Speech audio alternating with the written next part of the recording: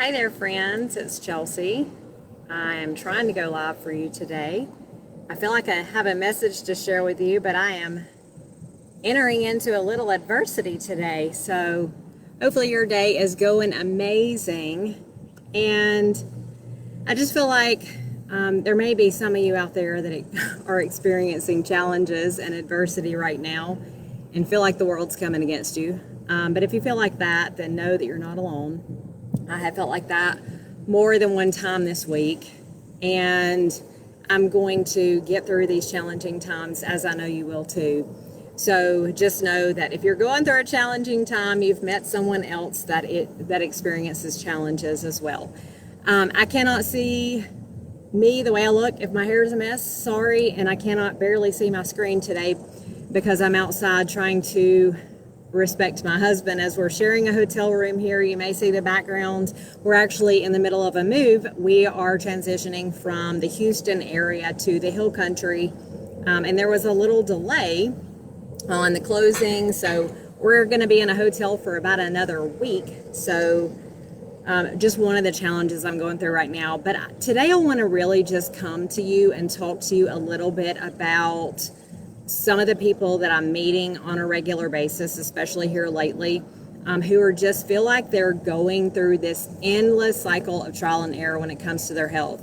So if that's you today, then stay tuned because I really want to leave you with some practical tips that are going to help you get some of the freedom that you want to receive.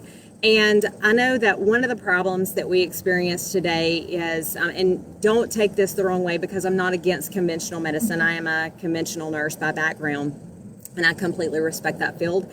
And I actually appreciate partnering with regular medical doctors.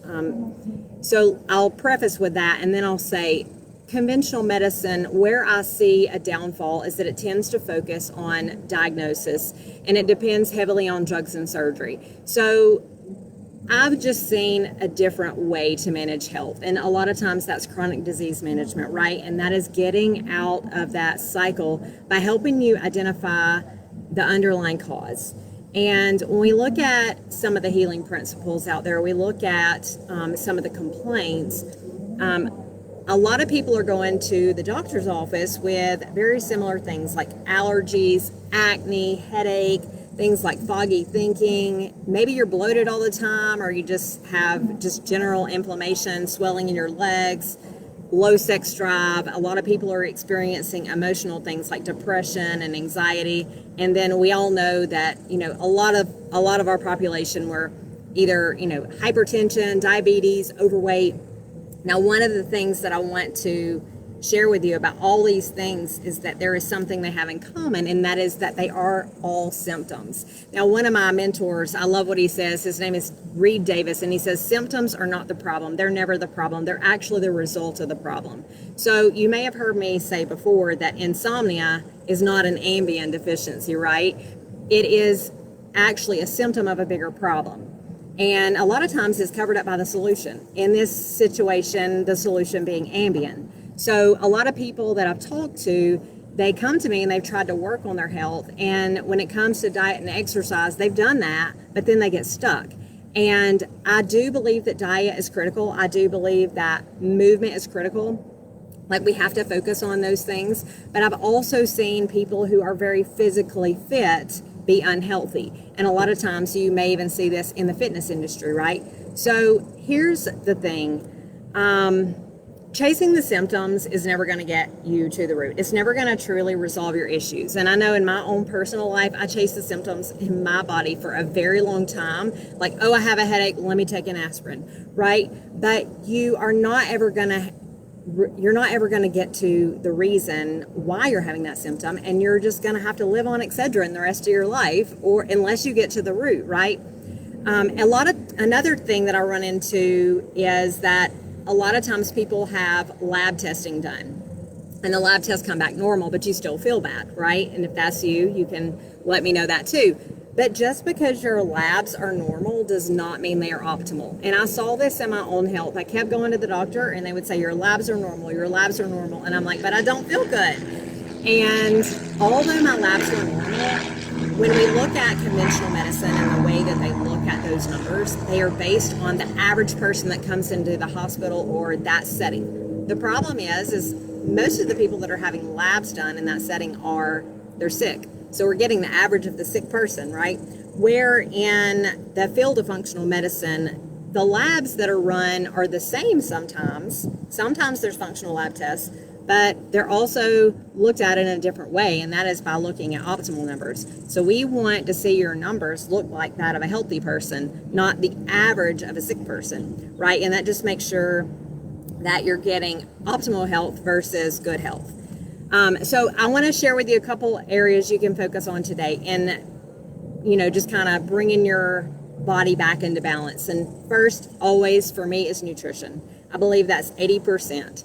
If you can make the changes in your diet to reflect good, healthy, whole foods most of the time, then I think you're going to come a long way. I do believe our food is kind of depleted of nutrients sometimes, so you want to fill in the gaps with supplements if necessary. But the next big area is exercise. And exercise is not the same for all people, right? Some people need more slow, controlled, relaxing exercises simply because their body is already taxed, and some people, they can handle the more intense exercise. So really it's honoring your body with exercise. And the next thing is sleep hygiene. Some people say, I'll sleep when I'm dead. Well, we can't sleep when we're dead. Truly, we need to get our sleep now. There's a reason for sleep. It was created so that we could repair our body. And I encourage you to utilize your 8 hours anytime that you can. And then stress reduction is really huge. I'll talk to you a little bit about stress reduction just simply because I think so many times we focus on the emotional stress, right? Things like fear, worry, anxiety, unhealthy relationships. Those are the easy ones to kind of notice. But a lot of times we don't think about other areas of stress that are coming in, things like physical stress, like trauma, or maybe even poor posture or over-exercise. I kind of talked about exercise already a little bit. And one of the areas that I really like to focus on with my clients is those chemical stressors. And a lot of times these are hidden. You don't really think about these at all. But things like hormone imbalance, allergies, autoimmunity, inflammatory foods, gut pathogens, or just being exposed to pesticides, prescription medications, all those things actually cause stress on the body. So you really want to bring your body back into balance. And I want to remind you here that no symptom is normal. Symptoms, a lot of times they may decrease or go away after surgery and medication, but often they're going to come back because the underlying cause is never addressed. So you may actually know someone that had back surgery or, and they still have back pain, right? Someone who had their gallbladder removed, but they still have stomach upset. And that's just a key that the root of the cause was never addressed. So here's the thing. Hi there. Let me get that door. Could you? Here. Thank you. You're welcome. Mama's trying to do it all. Girlfriend, I'm with you. I hear you. Here's your key. You're welcome. Sorry about that. I'm back. Doing a little healthy deed of the day. So where were we? So I guess let me just say health is not one size fits all, right? The definition of health is different for all people. So to some people that might be playing with your kids. For some people that might be having more energy. Some people that might be, I want this extra weight to come off. So you have to determine what health is for you. But I want you to know that you can heal your body naturally. Your body will heal itself if it's given the right tools and you give it the opportunity. And then number 2, natural therapies can work. They do work, and they've helped thousands of other people just like you. And number 3, all you really need is a simple approach. So let me share a little bit of a story with you because this will kind of bring all that together and everything I've said, and I'm going to wrap up here in the next minute or so. But I want to tell you about Tina. She had been gaining weight. She had no energy, cold hands and feet, dry skin, hair loss, brain fog. She wasn't sleeping good. She had constipation. She had swelling, depression.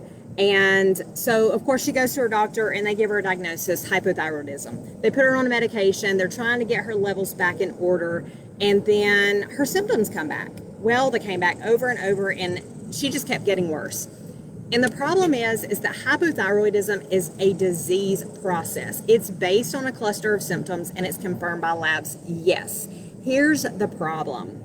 When you receive a diagnosis and you're being treated with a medication, the test results are being treated, not the person. A thyroid condition can come about because of a number of things. Things like iodine or tyrosine deficiencies.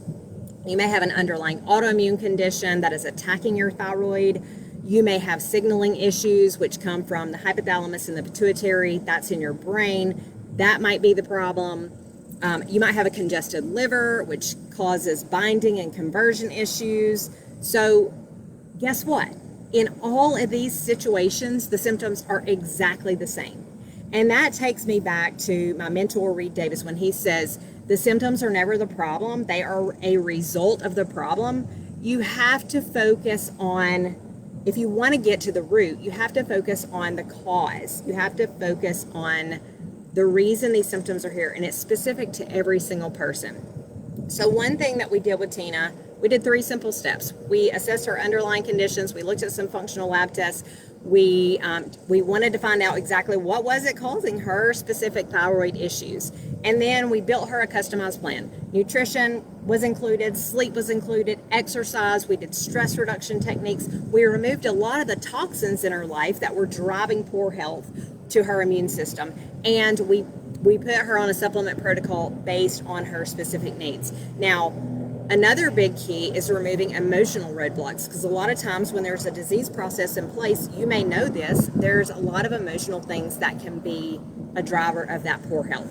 So the end result for Tina was she was symptom-free, completely symptom-free at the end, medication-free, which is amazing. But the cool part is that she has her life back. She gets to enjoy her family more. She doesn't have brain fog and fatigue. She has increased productivity, which means, guess what? She got a raise at work. She actually got a promotion. She was on sleeping pills. She's not doing that anymore. She's actually losing some of the excess body weight that she couldn't lose before. She's able to move around, get rid of, all the aches and pains and swelling in her ankles. And of course, that cloud of depression, it lifted, right?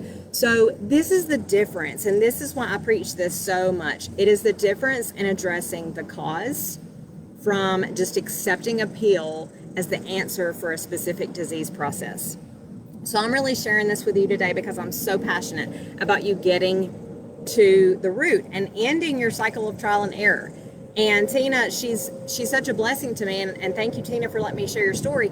But she invested in herself, and she said, if I would have invested in myself years ago, I cannot tell you how much of my life I would have gotten back. And I'm experiencing so much freedom today because of that. So I want you to take this message and be encouraged.